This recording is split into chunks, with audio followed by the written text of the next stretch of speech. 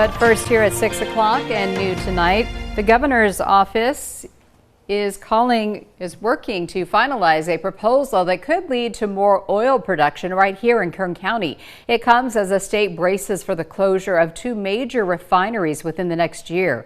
Our Capitol correspondent Eitan Wallace has a closer look at that proposal and shares why a major executive at Chevron says the oil giant is seriously evaluating its future in the state should lawmakers fail to act.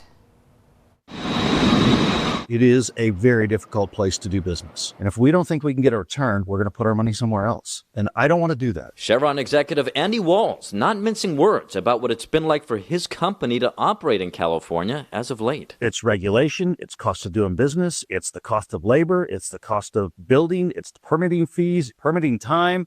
It is a lot of things that make it very difficult for a company like Chevron and for a lot of businesses to do business in California. It's very expensive. It comes as the owners of the Phillips 66 Southern California refinery in the South Bay and the Valero Northern California refinery in Benicia announced plans to close those refineries within the next year. That means we lose another 20% of the gasoline that people in California need to get to work, to get to school, to do the things they do.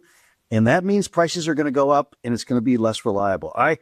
I think we're at that crisis mode. Walls, who serves as Chevron's president of downstream, midstream, and chemicals, notes while Chevron moved its headquarters out of California last year, it still operates two major refineries here, one in El Segundo in Southern California and the other in Richmond in Northern California, where a combined 2,500 employees work. Chevron has been here 145 years. We'd like to stay. We haven't made any decisions to stay or go yet.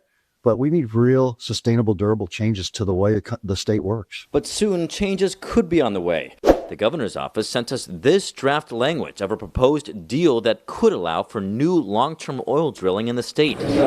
Newsom's office makes clear the governor is still dedicated to a pathway that would transition California away from fossil fuels in the long term. But within the next 7 days, before the legislative session concludes for the year, efforts are underway to finalize an oil deal. As it stands today, Newsom's proposal, among other things, calls for what's known as the 2-for-1 plug-to-drill oil well permitting approach. In a nutshell, the approach says for every 2 idle or orphaned oil wells shut down toward the end of their lifespans, 1 new oil well will be authorized for use in targeted areas that follow appropriate mitigations and environmental protections. The governor's office says this will include oil-rich Kern County and other parts of the Central Valley.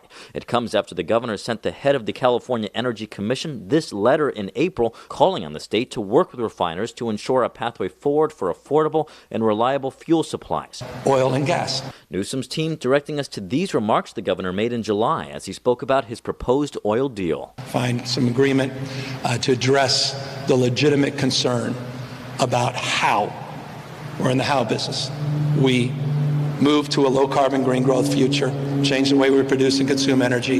At the same time, we have enough available fuel supplies, stable fuel supply, and address the anxieties around cost. And remember, this is just a proposal at this point, but time is ticking. If it's to advance this year, a final deal must be struck before the end of the 2025 legislative session next Friday.